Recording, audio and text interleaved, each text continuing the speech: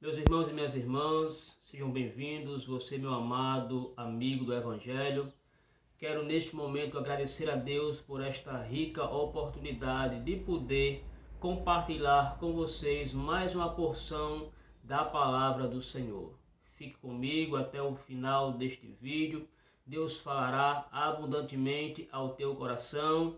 São palavras instrutivas, palavras de sabedoria, palavras de Jesus, que com certeza, se nós atentarmos para esta palavra, nos dará entendimento, nos dará revelação, e assim, meus amados, nós seremos edificados e fortalecidos por esta palavra que é de Jesus. A palavra está em Marcos capítulo 10, versículo de número 17 ao versículo de número 22. A epígrafe é o jovem rico. Hoje eu quero falar sobre um homem à procura da salvação. Quantos hoje não estão a procurar a salvação, né, irmãos? Batendo em várias portas, em vários lugares, acreditando seguir a Cristo, acreditando estar ouvindo a palavra verdadeira, mas precisamos estar alicerçados, irmãos, na palavra, o evangelho genuíno, o evangelho que liberta, o evangelho que transforma, o evangelho que santifica, o evangelho esse que nos dá a certeza da nossa salvação, se assim nós colocarmos em prática tudo aquilo que o Senhor Jesus e os apóstolos ensinaram na poderosa palavra de Deus. Vamos ler esse texto? Convido você, nesse momento, a abrir a sua Bíblia em Marcos, capítulo de número 10, versículos de número 17 ao versículo de número 22. Quando Jesus ia saindo, o homem correu em sua direção e se pôs de joelhos diante dele, lhe perguntou: Bom mestre, que farei para herdar a vida eterna? Respondeu-lhe Jesus: Por que você me chama bom? Ninguém é bom, senão ser um, que é Deus. Você conhece os mandamentos? Não matarás, não adulterarás, não furtarás, não darás falso testemunho, não enganarás ninguém, honra teu pai e a tua mãe. E ele declarou: Mestre, a tudo isso tenho obedecido desde a minha adolescência. Louvado seja Deus. Jesus olhou para ele e o amou. Falta uma coisa para você. Disse ele: Vá, venda tudo o que você possui e dê o dinheiro aos pobres, e você terá um tesouro no céu. Depois venha e siga-me. Versículo 22. Diante disso, ele ficou abatido e afastou-se triste, porque tinha muitas riquezas. Então, meus queridos irmãos, o texto relata um jovem que tinha muitas propriedades. A Bíblia não nos revela a idade desse jovem, mas fala que esse jovem possuía muitas riquezas. E esse jovem, ele agora vai ao encontro de Jesus, procurando ter a certeza da sua vida eterna, né? Os judeus dessa época, a qual foi escrita a palavra do Senhor, eles tinham um entendimento de que quando a pessoa ela possuía muitas propriedades, quando ela era rica, a bênção de Deus estava sobre ela e ela no final da sua vida receberia sim a sua salvação, porque elas estavam abençoadas por Deus. E esse homem vai ao encontro de Jesus agora procurando ter a certeza da vida eterna. Quantos hoje também não estão à procura da salvação? Quantos hoje ainda não têm essa certeza, esta convicção de que é salvo? Louvado seja o nome do Senhor. Veja, meus amados, que o homem queria fazer alguma coisa para ter a salvação, para obter a salvação eterna. Eu quero dizer para você, meu amado, que me ouve através deste vídeo, que não há nada que nós possamos fazer para obtermos a nossa salvação pelos nossos próprios esforços, pelos nossos próprios méritos, pela bondade que praticamos, né? Por sermos bons. Isso não nos dá direito à nossa salvação eterna. A Bíblia nos fala, meus queridos irmãos, em Efésios capítulo de número 2. Abra sua Bíblia em Efésios capítulo 2, logo após a epístola de Gálatas. Efésios capítulo 2, versículo 8 e 9 nos diz a palavra do Senhor: pois vocês são salvos pela graça, por meio da fé, e isto não vem de vós, é dom de Deus. A salvação, meus queridos irmãos, é por meio da graça, pelo favor imerecido. Não vem por meio de obras, mas ele é o que? Ele é um dom de Deus, para que ninguém venha se gloriar. Então não vai ser por meio das obras que praticamos que seremos salvos. Mas também, meus amados, essa salvação ela tem uma condição imposta. É necessário para que o homem receba esta salvação, ele entregue a sua vida para Jesus. Ele confesse que Jesus é o único Salvador da sua vida. Está escrito, louvado seja o nome do Senhor, em Romanos, carta de Paulo aos Romanos, capítulo 10, versículo 8 ao 9. Mas o que ela diz? A palavra está perto de você, está em sua boca e em seu coração. Isto é, a palavra da fé que estamos proclamando.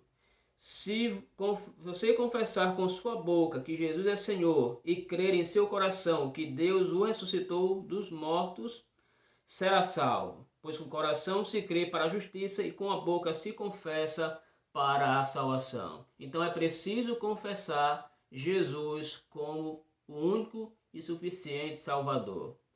Vemos também nessa passagem, meus amados irmãos, de Marcos, que esse homem ele procurou obedecer aos ensinamentos, aos mandamentos desde a sua meninice, desde a sua adolescência.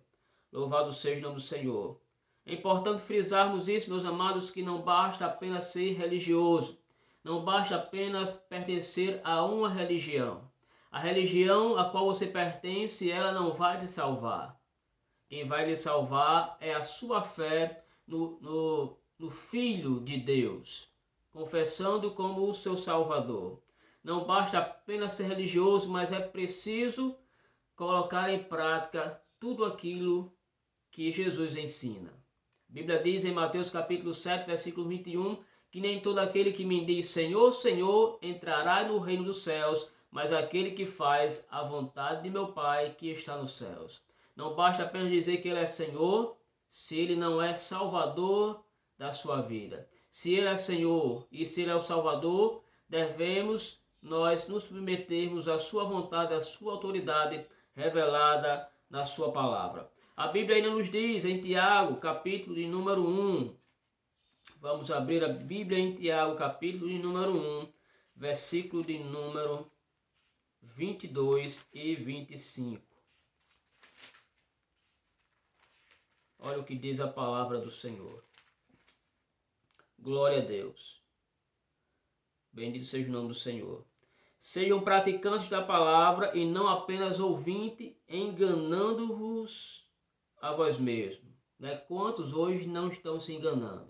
Ouvem a palavra tem tocado no coração, muitos têm admiração pela palavra, muitos até choram quando ouvem a mensagem, mas não coloca em prática, não pratica essa palavra. Aquele que ouve a palavra, mas não a põe em prática, é semelhante a um homem que olha a sua face no espelho e depois de olhar para si mesmo sai e logo esquece a sua aparência. Mas o homem que observa atentamente a lei perfeita que traz a liberdade e persevera na prática dessa lei, não esquecendo o que ouviu, mas praticando, será feliz naquilo que o fizer. Então, como serão felizes aqueles que ouvem a palavra e praticam na sua vida, Interessante observarmos, meus amados, que quando o homem diz que tudo tem observado desde a sua meninice, o Senhor Jesus, ele o amou mostrando-lhe o problema. Haveria algo que aquele homem deveria fazer, que era vender toda a sua propriedade, dar aos pobres e depois seguir a Jesus. Como é difícil, como é difícil, meus amados, o que Jesus falou para aquele homem. Jesus mostrou que havia um problema ainda que o impedia de ele obter a sua salvação. O que é que tem lhe impedido hoje de chegar até Jesus? O que te impede hoje de entregar a sua vida para Cristo? É o mundo, meus amados? É as suas propriedades, é os seus bens? O que é que te impede hoje? A Bíblia fala, meus queridos irmãos, louvado seja Deus, que o homem estava preso às suas propriedades. Quantos hoje não estão presos ao dinheiro, né? Quantos hoje não estão presos às festas, tudo aquilo que o mundo, esse sistema contrário aos princípios de Deus tem a oferecer.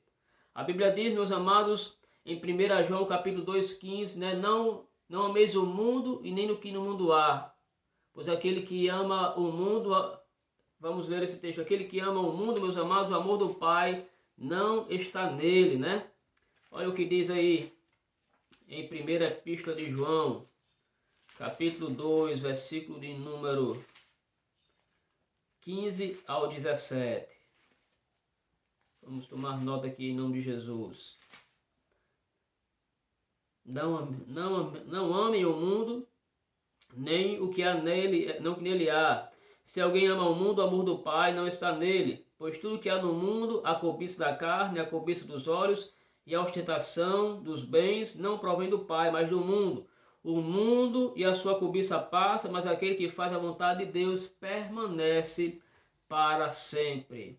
Veja, meus amados, que quando Jesus dirige essa palavra sobre ele vender toda a sua propriedade, né? Negando a si mesmo e voltando-se a seguir Jesus, aquele homem sai triste diante do Senhor. Quero dizer para você, meus amados irmãos, que o problema daquele homem era os bens. O amor às riquezas impediu de seguir a Jesus. Lucas capítulo 9, versículo 23 diz que aquele que quiser vir após mim, negue-se a si mesmo, tome a sua cruz e siga-me. Meus amados, é preciso renunciar a nós mesmos, renunciar às nossas vontades, né, aos nossos privilégios, para seguirmos a Jesus.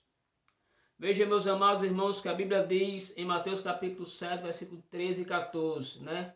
Existe ali duas portas, dois caminhos. Uma porta estreita que conduz o homem à salvação. E uma porta larga que tem conduzido muitos à destruição e muitos têm adentrado por esta porta. O caminho, meus amados, que vai nos levar à salvação é um caminho estreito. É um caminho, meus amados, de perseguição, de angústia, de tristeza, de aflições, de abandono. Mas é um caminho, meus amados, que nos conduzirá a uma vida eterna para com Deus. Então, meus queridos irmãos, qual é o problema? O que está te impedindo hoje de seguir a Cristo, de aceitar a Cristo, de viver essa palavra, de tê-lo como Salvador da sua vida? Que você venha meditar nessa palavra. E se você ainda não professa Jesus como seu Salvador, Salvador da sua vida, se você não tem Ele como Senhor da sua vida, se você não tem se submetido à autoridade da palavra de Deus, eu convido neste momento você fazer uma reflexão da sua vida e entregar a sua vida para Jesus. Deixar que Ele seja Senhor da sua vida, que Ele conduza a sua vida, que Ele seja o Senhor da sua vida. Deus te abençoe, Deus fortaleça a sua fé, que o Espírito Santo de Deus lhe revele essa palavra, que essa palavra venha produzir frutos na sua vida, que ela venha transformando a sua vida no nome de Jesus. Deus abençoe abundantemente a sua família e a sua vida em nome de Jesus.